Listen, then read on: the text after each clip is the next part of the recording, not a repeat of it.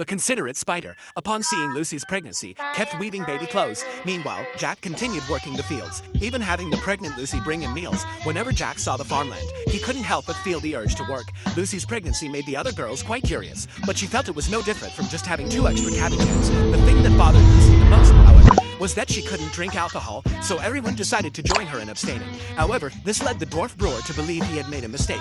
It wasn't until Jack explained that they regained their confidence. As time passed, Lucy's due date was nearing, and everyone brought various gifts to help restore her strength. Soon after, Lucy suddenly felt labor pains, and everyone rushed to help. Jack, knowing he was powerless, returned to the original tree hole and waited. After a night, he welcomed their first child. The baby looked like Lucy, with silver hair. The arrival of the child made Jack work even harder on the farm. Jack thought back to when he first arrived. From being alone to establishing a village, it all felt like a dream.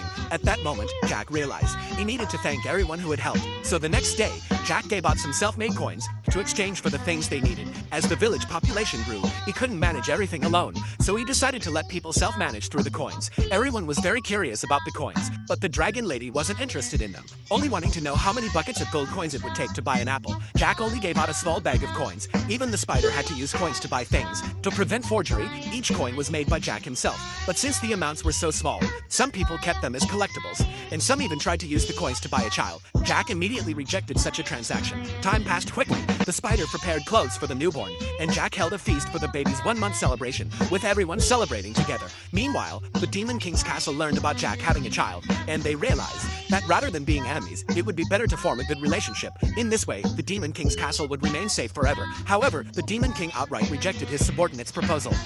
You, you're your men, you're